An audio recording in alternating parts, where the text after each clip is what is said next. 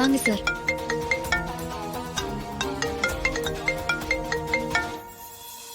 சொல்லுங்க. சகல சகல சகல ஆஸ்பத்திரியில இருந்து கிளம்பி வரும்போது அத்தை வரத கொஞ்சம் டிலே பண்ணலான்னு வண்டி ரிப்பேர் ஆன மாதிரி ஒரு ஆக்டிங் கொடுத்தப்பா.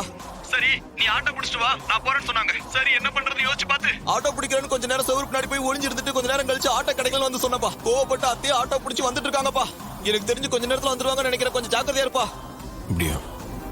சரி, நான் பாத்துக்கிறேன். சீக்கிரமா போங்க.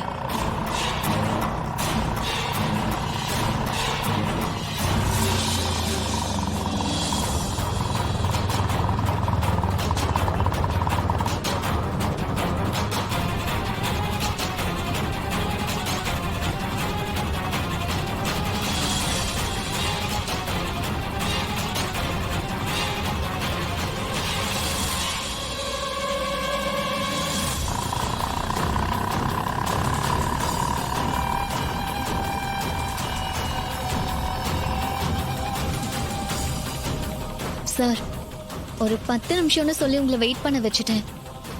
ஆனா இன்னும் என் அம்மாவை காணும். இதுக்கு மேல உங்களை வெயிட் பண்ண வைக்கிறது சரியில்லை. உங்களுக்கு ஆபீஸ்ல நிறைய வேலை இருக்கும்.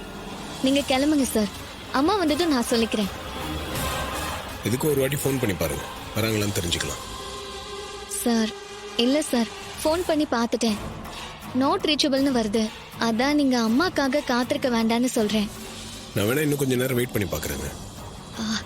சார் இதுக்கு மேல எப்போ வருவாங்கன்னு தெரியல. இன்னொரு நாள் பாத்துக்கலாம். நீங்க கிளம்புங்க சார். ஆமா சார், இவ்வளவு நேரம் உங்களை காக்க வச்சதே பெரிய தப்பு தான். நீங்க ஒரு பெரிய கம்பெனியோட எம்டியா இருக்கீங்க. உங்களை எவ்வளவு நேரம் தான் காக்க வைக்க முடியும்? சரி, நான் கிளம்புறேன். ஆ,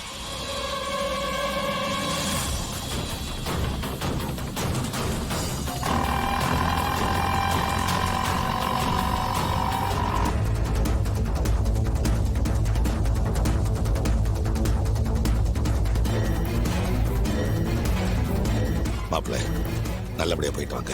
சரிங்க, வரேங்க. Bye sir.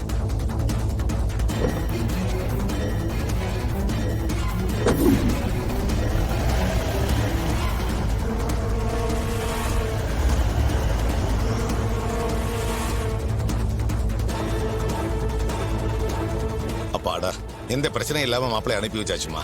ஆமாப்பா, இனிமே அம்மா வந்தாலும் பயப்பட தேவையில்லை. ம், சரி வாங்க உள்ள போலாம்.